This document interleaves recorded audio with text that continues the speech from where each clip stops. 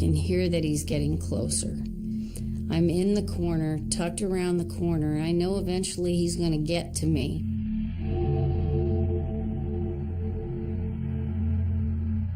At that moment, I realized this is a tornado. I'm going to be in it, and I've got probably 5 seconds to figure out what to do next.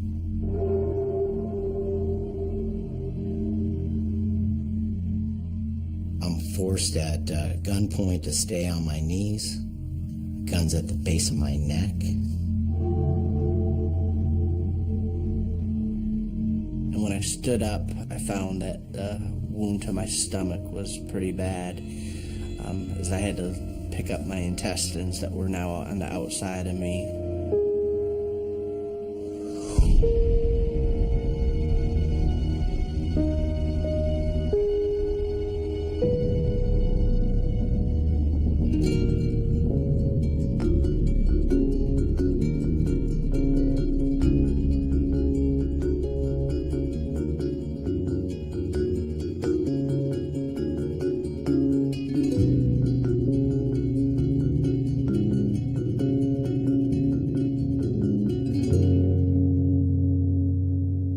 Store there. And so we popped into the store and asked if that was the way to the place that we were after. And they said, oh yeah, go right up that road there. So we took the RV up this very steep hill. Once we got to the top of this, we found out we were in a field. And I'm thinking to myself, this is not right.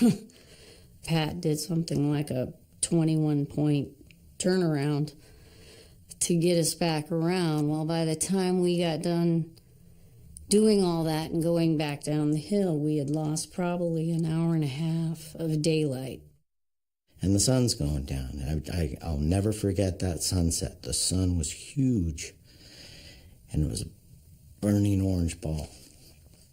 And so we're still up in the field, making our way back down a goat trail, and I felt foolish, having a 30-foot RV and not going where we're supposed to go. So we got back down to that dirt road. By now, it was way past dark. You don't want to get caught out in the middle of nowhere in a 31-foot RV in the dark, not knowing where you are in Mexico. It's just not a good idea.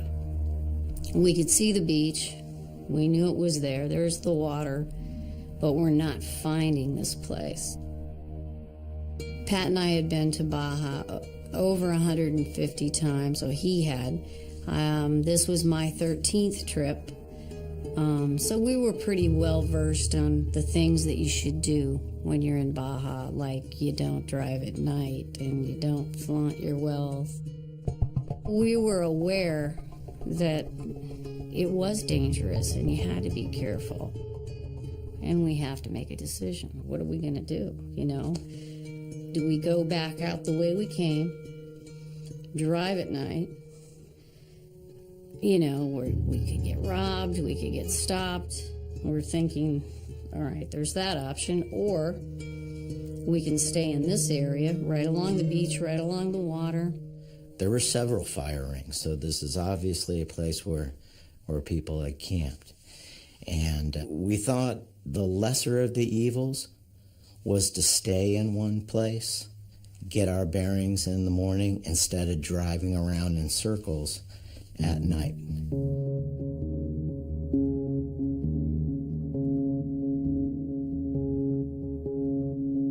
We had cracked a beer, sat at the dinette, and we were lighting a candle and just having a moment when there's a knock on the door. Bang, bang, bang. So I stand up and I peer out the window, and it's two big guys, about 6'4", 230, both of them. And they're in paramilitary style dress and matching ski masks. So I'm thinking, this is not good. He says, "Open up or I shoot."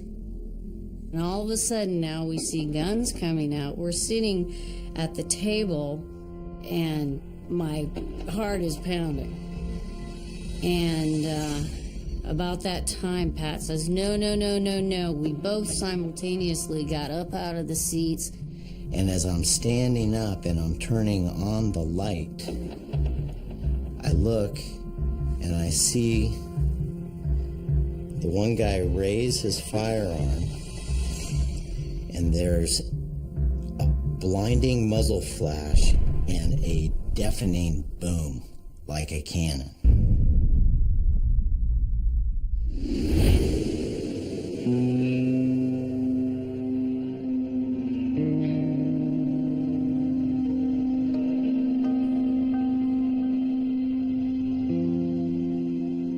Well, I went running on the Stones River Greenway, which is a sort of a suburban trail that runs along a river, and it's mostly wooded on either side.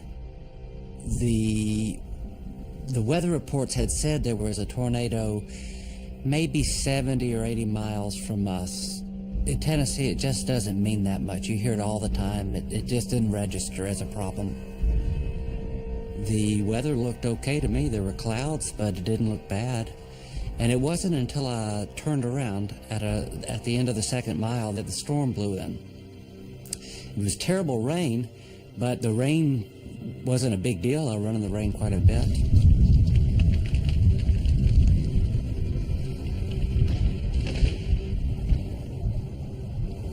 I could hear the thunder, and I could see lightning off to the west.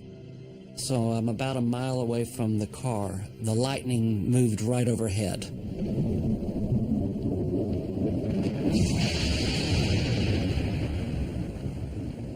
And I could see the lightning striking all around me. It was, it was terribly loud. I could feel my hair standing on end, and I began to realize then I'm in trouble. My body sensed danger. I knew something wasn't right, but I didn't know what it was. From where I was crouched, I couldn't see the sky because I was in the middle of a wood, so all I could see were the trees up in front of me. But the weather stopped, and I heard a rumble off in the distance. The sound kept getting louder, and I stood there for maybe a minute, and it just kept getting louder and louder, and I kept thinking, oh, surely not. This cannot be a tornado. I didn't know what it was, but I knew something very loud and violent sounding was heading towards me. And this sort of debate began inside of my body. My head kept saying, the odds of you being in a tornado are just 1 in a million. There's no way it's a tornado. And my gut kept saying to me, this is a tornado and you're in trouble.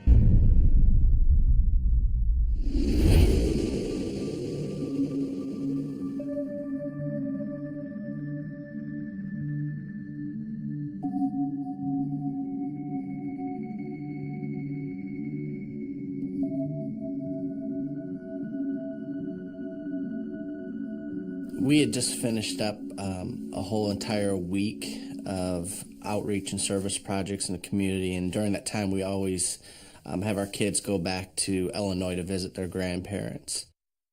We decided that it would be best for Sarah to go and pick up the kids and spend a week visiting her family, which left me all alone that night.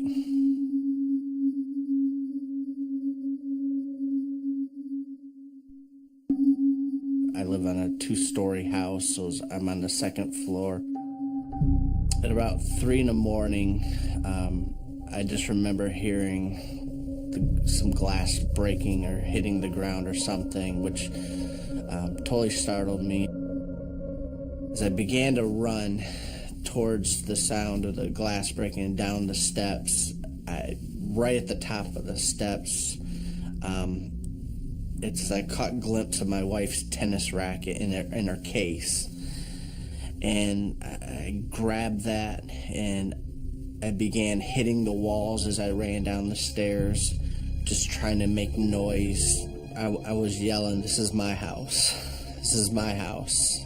And as I went down there yelling, "Get out of my house," it was that moment when we saw each other. It was easy to see him. We leave the light on the bottom of our steps every night. And so where we first met was in a very well-lit area. I had never seen this man before.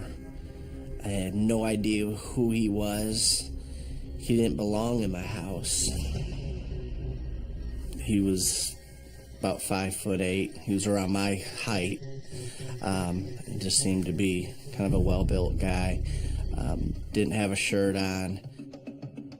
He had a large knife.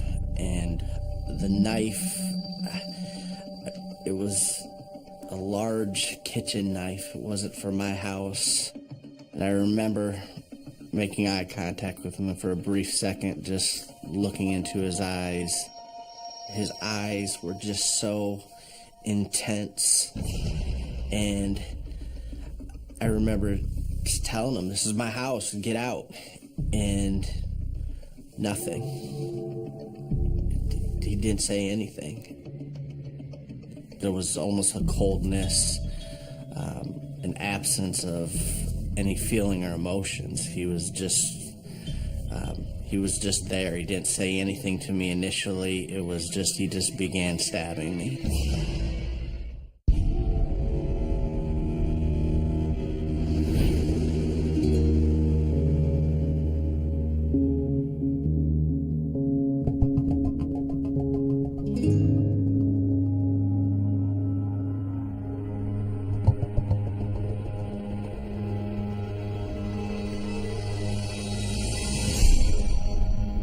You could just see it rock the whole RV. It just went boom, and glass went flying, and there's smoke everywhere.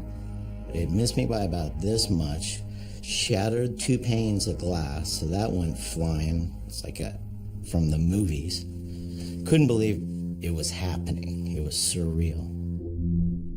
My first inclination was to bluff, and I said, "I've got a shotgun in here.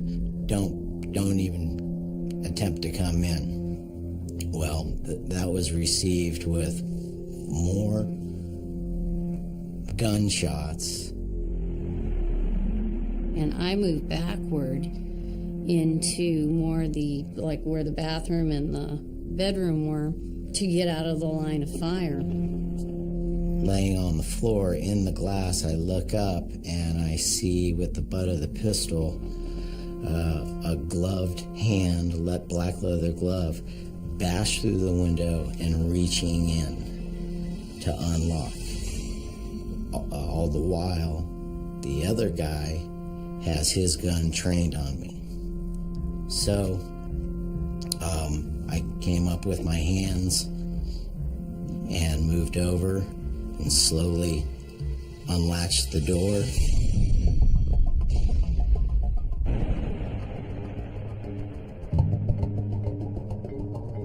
I was dragged out of the RV down on all fours and held at gunpoint. One guy stayed on me. The other guy went into the RV. I can hear that he's getting closer. And I don't know what I'm going to do because I don't have an out. There's nowhere I can go. I'm in the corner, tucked around the corner. I know eventually he's going to get to me. Well, I was concerned for Lori's safety. What's going on in there? I can hear him ransacking. I can hear him going through the cabinets, tearing things up, ripping the table off the wall. And I don't know exactly what's going on in there, but I'm forced at gunpoint to stay on my knees. Guns at the base of my neck. I had no idea if I'm going to get shot through the back. I didn't know what they were going to do with Lori, whether we were both goners.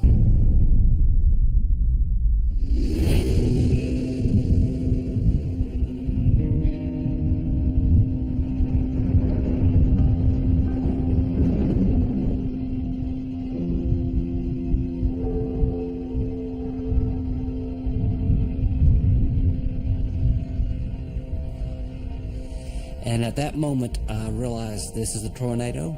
I'm going to be in it, and I've got probably 5 seconds to figure out what to do next.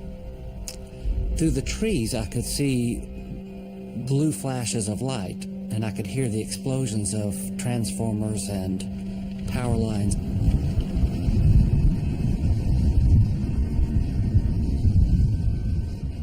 I saw a car fly through the air, through the trees. I could see a car, and I could hear it honking, just wild honking of horns.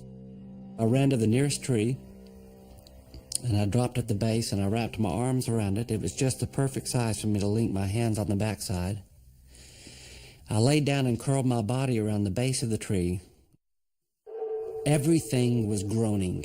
The ground was groaning. The sky was groaning. It just felt as though the earth was giving birth to a monster or something. I don't know how to describe it. It sounded as though someone had a million baseball bats that they were just smashing up against things. So I heard all the smashing of the trees above me. I just squeezed tighter onto the tree. I remember the feeling of all my hair standing on its end, on my head and my arms. All my hair was standing up on its end. My tree was trying to leave the ground, and I could tell it was trying to leave the ground. But I had already made my mind up. I was not letting go of that tree. I didn't care where the tree went. I was going with it. But I was in a death grip on that tree, and my arms were locked around that thing, and I was looking up over my shoulder. I could see the wall of the tornado come down the hill, and I saw it coming right at me. And the wind goes from 10 miles per hour to 200 miles per hour all at once. It didn't gradually increase. It just slapped me. And I was watching it. I saw it coming, but it hit my face so hard, the wind did, that it felt like someone had punched me. It hit my jaw. It actually threw my jaw out, and it turned my head this way. And when my head turned this way, I saw 2 feet in the air. And my first thought was, well, whose feet are those? Who's down here with me? And then I realized they were my feet, and that I was actually hanging onto the tree. My body was fully extended, and my feet were flapping in the air like a flag.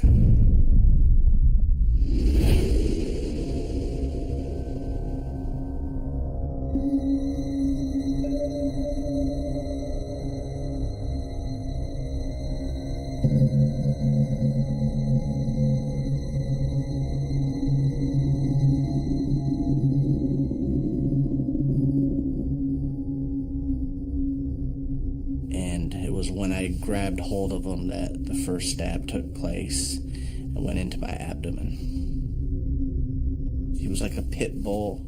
He just continuously was just stabbing, and I went from trying to get him off to just now to protect myself, and there was nothing I could do. He was possessed to get what he wanted. It looked like maybe he was on drugs. There was an intensity with him that I'd never seen before. I'd been stabbed so many times and ended up falling on the ground. And man just came, stood above me, and just continued to stab me in the cheek and the temple and my arms.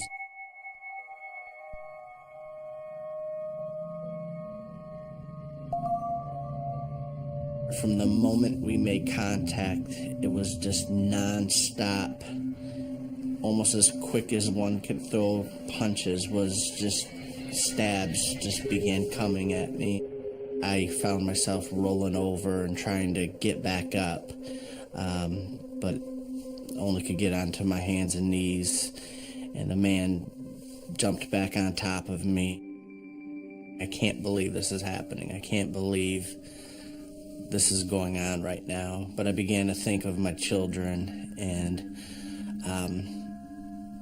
literally began almost seeing their pictures on our fireplace mantle, their school pictures, and the reality was beginning to set in that I probably will never see my family again.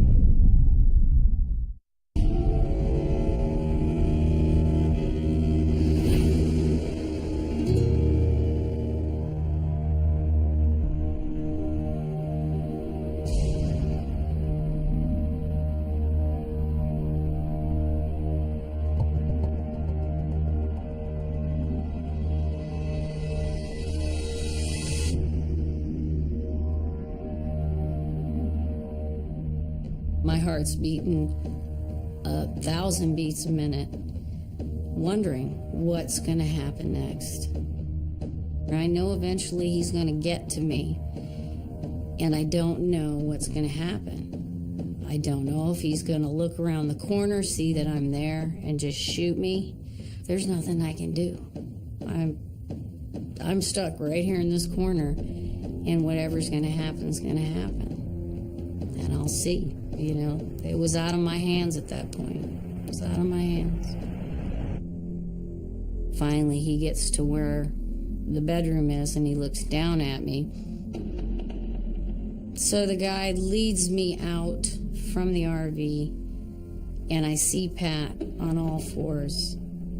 I know for him this is not where you'll find him. This is not his personality to be submissive.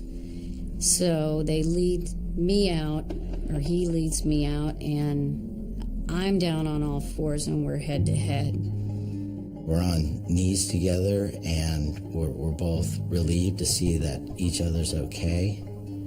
And that was the most important thing. You take everything. Take the RV and its contents, you know, just leave us alone. It's an awful feeling not knowing if you're drawing your last breath. This guy has the gun trained on me, it could just go off.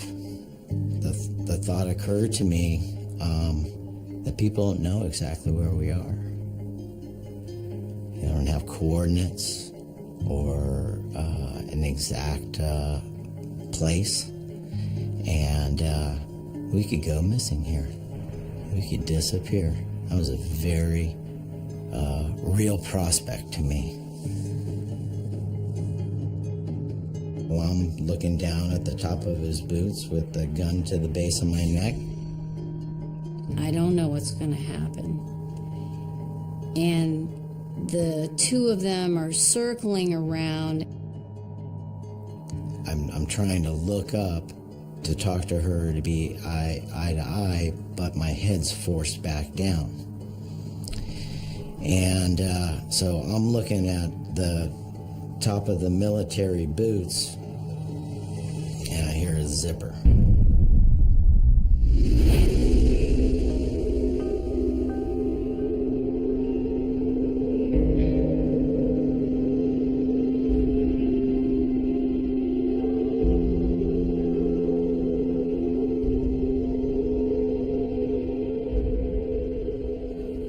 And next thing I know, I saw a black curtain come through the trees. You could see exactly where the tornado stopped and exactly where it started. Just a very distinct wall. And as it was coming through, of course, it had this huge line of debris that was preceding it. It was just flying, all of it flying past my head.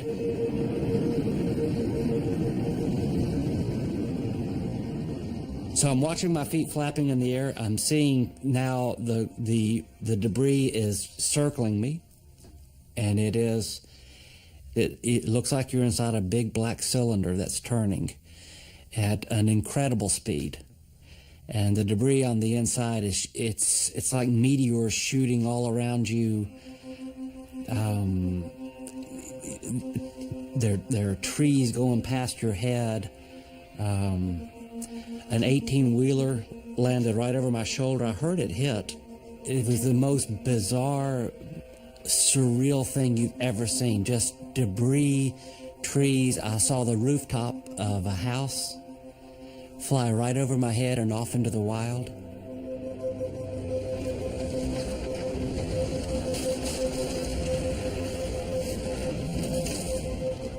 And then all of a sudden, I dropped to the ground. And I realized I was in the eye of the storm. And at that point, you could tell you were in the eye. It was so obvious I was in the eye of this tornado, because I could look around and I could see the entire cylinder of the tornado around me. The inside of the tornado was kind of I've heard this before and it's true, it was kind of a greenish gold maybe. It was oddly lit. There's nothing familiar in the eye of a tornado. Everything is upside down.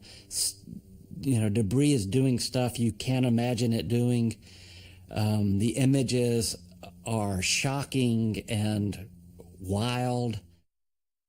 And as I'm watching the trees swirl around again, it's just, you can't describe what it's like suddenly to see the woods where you were running only 10 minutes before, now in the air above you. It's like being in some other galaxy. It's all of that mixed up in some bizarre way. Nothing seems normal. Everything is odd. And in the eye of the storm, you can hear your heartbeat. I remember hearing my heartbeat. I could feel my heart beating in my eardrums. It seemed as though it was completely silent inside the tornado until the back wall of the tornado hit. The front wall of the tornado was bad. The back was worse.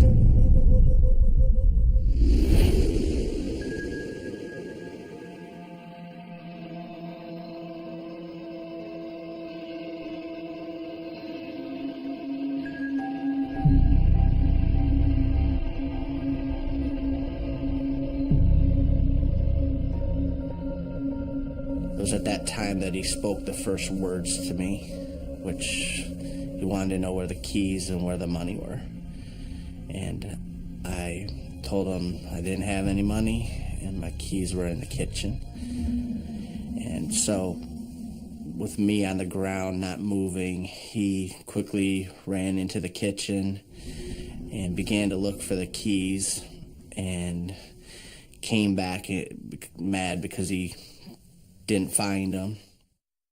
And so he picked me up and began to drag me closer to the kitchen. And about halfway between my front door and where the kitchen was, he once again dropped me and went back into the kitchen to see if he could find my keys. I just kind of laid my head on the ground and just began to think about, this is it, I'm gonna die here.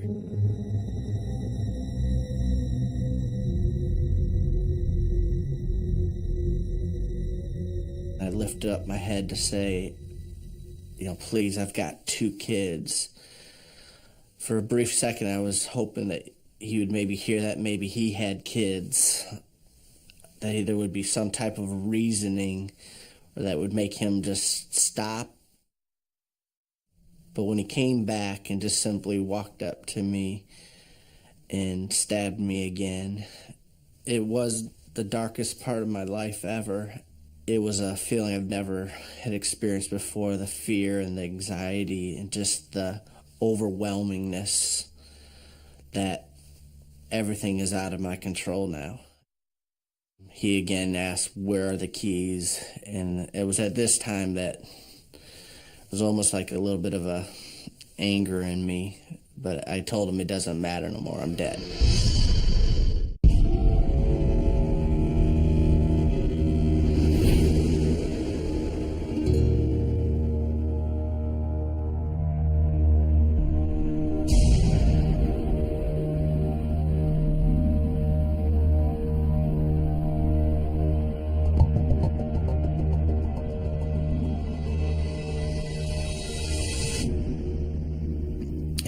Zipper. And I'm thinking, this is just so wrong. I mean, take the stuff, just go, The leader of the 2 comes up behind me, and he's pulling at the back of my pants, and I'm thinking, oh no, this isn't good. This is not good. And he pulls my pants down to the bottom of my thigh, and he has a pistol. He has a 22 is what it feels like. It feels like an old type 22. And he runs the pistol down, along my bottom and proceeds to attempt to assault me with this pistol. And it was scary. Was he gonna rape me? Was he gonna rape me with this pistol?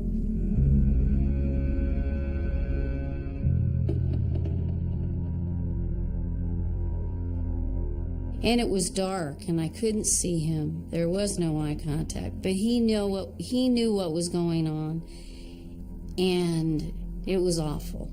And I knew it was awful for him because he was not the type of guy that was not in charge. And given any other situation, he wouldn't let that happen. But he had no choice. I had no choice. And that's just the way it was. The entire time, he had a gun to my head. And the other guy had a gun to Pat's head. And then this guy went around to the front of me, and he pulled me up, so I was up on my knees. And then he forced me to perform oral sex on him. And Pat was right there, and I knew that. And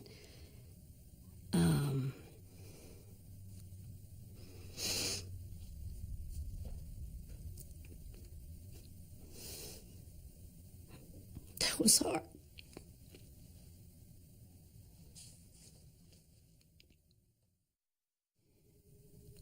So when the guy was finished,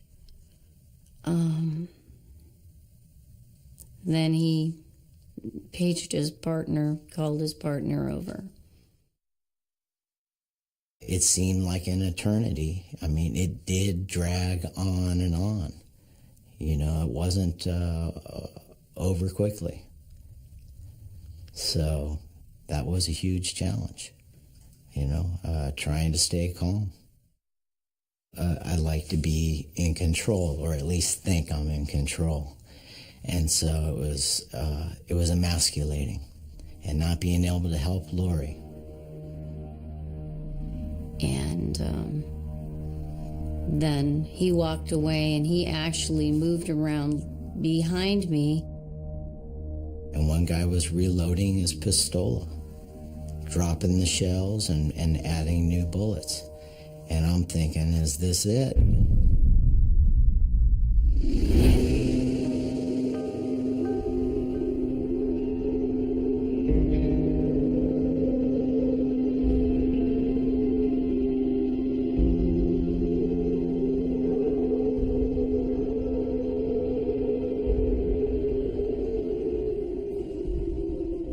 The most memorable thing inside the eye of the tornado was that when I looked all the way up to the top of the cylinder, and where the debris inside the tornado was whizzing around in this circular motion, the debris at the top was just sort of floating up and down, and I could see it just sort of dancing up and down. It looked to me as though there were angels up there. And my first thought was, well, I'm dead, and these are angels, and they're just doing a little ballet up above me at the very top of the cylinder. It seemed as though it was completely silent inside the tornado until the back wall of the tornado hit. Yeah, I could see it over my shoulder as it was coming at me, and the sense I got was that the front wall of the tornado was picking up the debris, but when the back wall hit it, it began to throw the debris down on top of me. That was the first time it dawned on me that I may not live through this. The back wall began to come over me. The noise is deafening. You hear the crashing of things. You can hear metal screeching. And then you just hear the deafening roar of the wind. It's a jet engine blowing right in your face.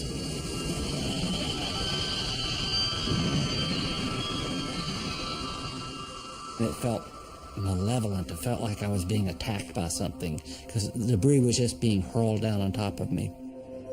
Something hit my head and split it open. I didn't feel anything. I never felt any pain. I never felt anything hit me. I saw things hit me, but I never felt it. I could see a lot of glass flying over. Some of it was swirling on the inside, and other pieces were just shooting across my line of sight as though they were being shot from a cannon. I saw 3 trees that were maybe, I don't think they were even 10 feet from me. And all 3 of them shot up out of the ground as the back wall came, and they looked like missiles coming up out of a silo. I saw them, one right after the other, just within a second, all 3 of them shoot up and just went straight up into the eye of the tornado, and I just watched them get lost up at the top. I can feel the ground rumbling. I can feel my tree trying to leave the ground. And I thought to myself, oh my goodness, that my tree's next.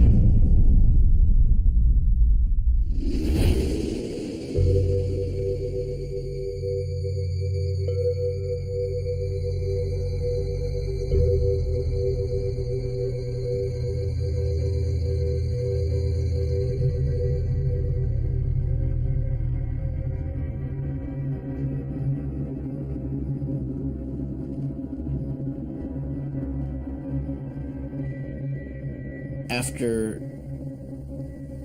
the man came back and stabbed me a couple times after telling him that I have 2 kids, he dragged me a little further into the kitchen, and I could feel myself lying in a large pool of blood that had been there, and my cheek could feel the coldness of the tile floor, but I knew I was losing a lot of blood at the time, and I remember thinking it's going to take about 17 hours for someone to come and find me, because our church offices were closed. No one would know I was missing until I didn't show up for church services that night. And I began thinking, I had thought about who was going to be the first one to find me, laying here in a pool of blood. I thought life was over, but I heard 4 words. I heard 4 words that said, "They still need you." And it was at that point in time where everything changed. And it was when I heard those words, "They still need you," that all of a sudden I've got to live.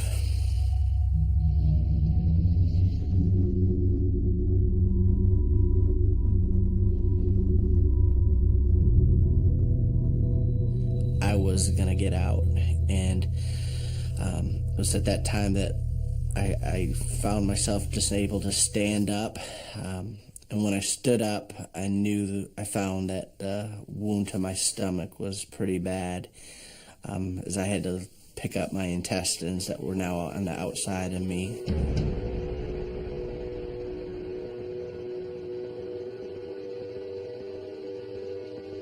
I began to carry them down and walked down my steps and made it to my neighbor's house. As I made it on this porch, I was yelling for help. Someone help me. And the neighbor peeked through his blind to see me holding my intestines on that porch.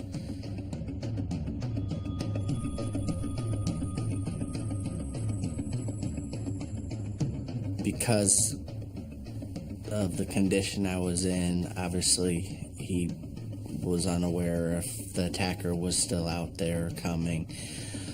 So he just kept an eye on me on the porch while he called 911. I began to tell my neighbor to give the messages to my wife and my children. There was a sense of peace even at that point, because I now knew that they would be able to hear my final words.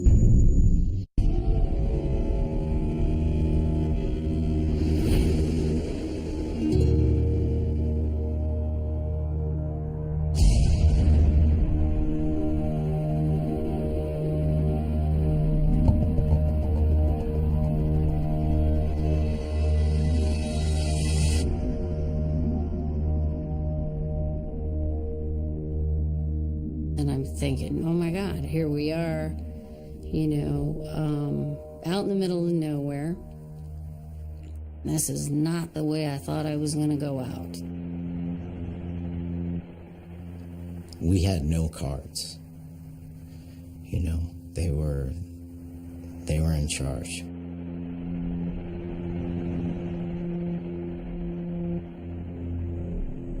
The first guy is going through the RV and ripping open cabinets and tearing things up and looking for stash.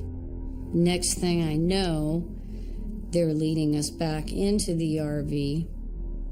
Apparently they had gone in and gotten everything they wanted.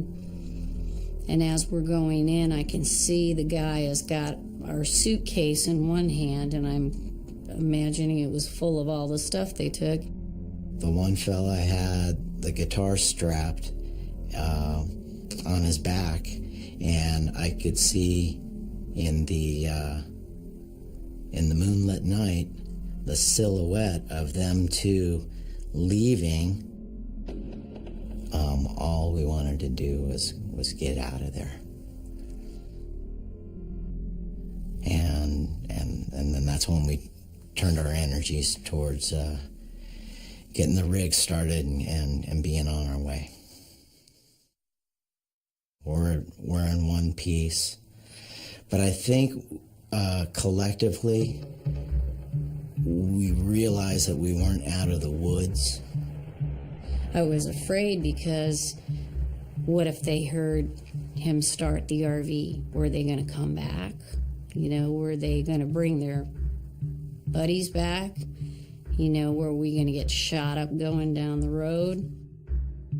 And I'm not kidding you when I tell you he was doing 80 miles an hour. And I said, Pat, don't drive too fast. You'll blow the tires out. He goes, I don't care. He goes, if we roll back up to the border on rims, he goes, I don't care. Ever seen a 30-foot RV catch air over dirt roads? So we got out of there, destination border.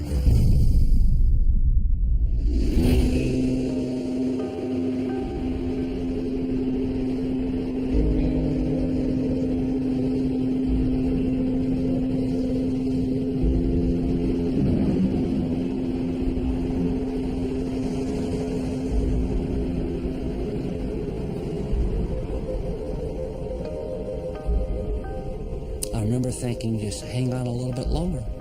Just a little longer and it'll be over with.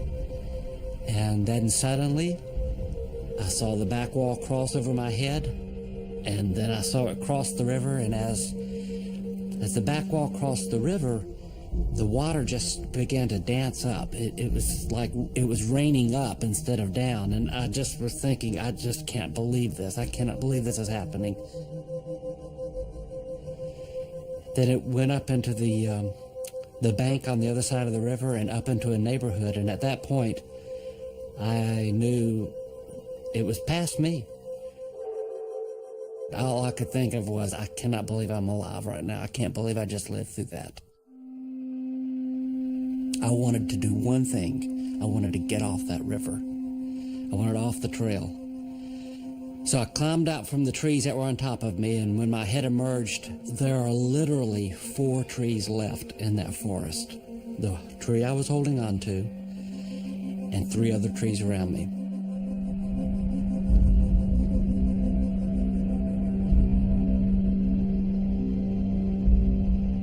Well, when I emerged on the parking lot, I stood there for just a moment and looked around just in shock. Across the street was a huge warehouse. It was destroyed. It had 18-wheelers there. They were all piled up in this angry, mangled, smoking pile of debris.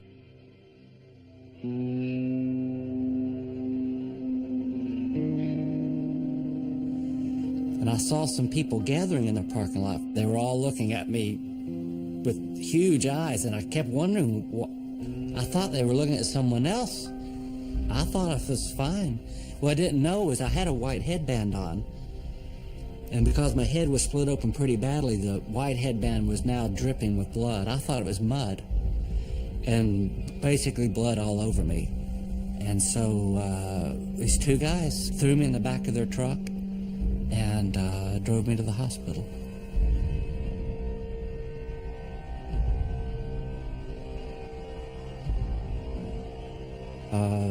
The head gash was bad enough to require 7 or 8 staples. And again, the bleeding was the worst part of that. I had a mild concussion. I had bruises that we don't know where they came from, but bruises on my back and on my chest. They stapled up my head and bandaged up my leg and eventually sent me home that night.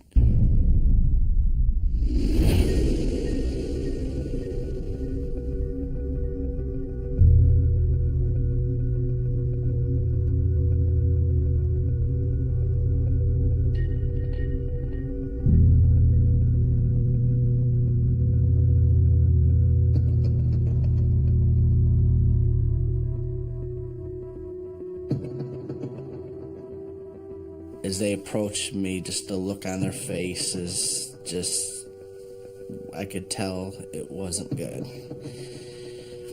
And they came up, one of them came up to me and began to keep me talking, and later told me that he didn't know what race I was because I was from head to toe completely covered with blood. And never had seen anything like that. And he talked to me, just kept holding my insides and just kept me talking until the paramedics could come.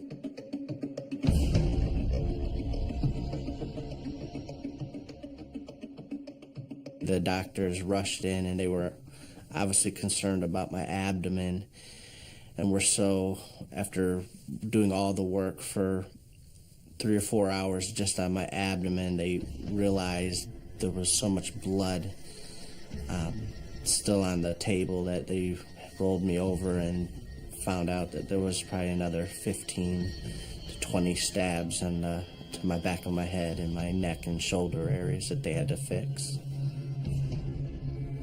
Altogether, I was stabbed 37 times, with the worst being to my abdomen, which the cut was so deep it cut my intestines and my colon. There was probably about 7 stabs that were deep enough the doctor had described how he was able to actually put his finger all the way into those wounds. The first week in the hospital, I don't remember anything because of all of the complications and so forth. It was about a week later that I got to see my kids for the very first time, and they came in and was able to give them big kisses and just to hug them, and my words to them were just love them so much.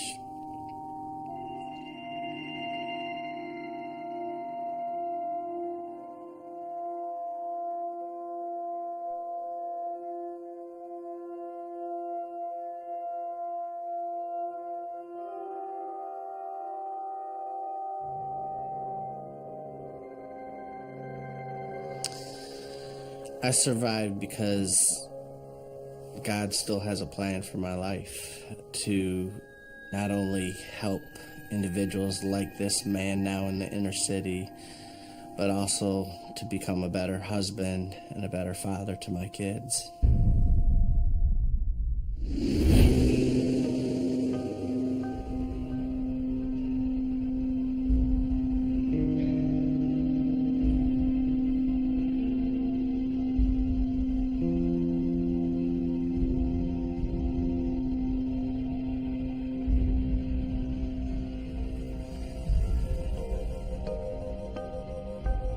The Good Friday tornado cut a path 23 miles long through Rutherford County, and at its widest it was about a half a mile. It was at its worst when it hit me. It was traveling probably about 40 miles per hour at that point. I survived in part because God was with me. And I don't know why God wanted me to survive. I don't know that. There's no reason I should have survived that. It was a disaster on the river. I came through the eye of a tornado, and I survived. Can you believe it? I survived the eye of a tornado.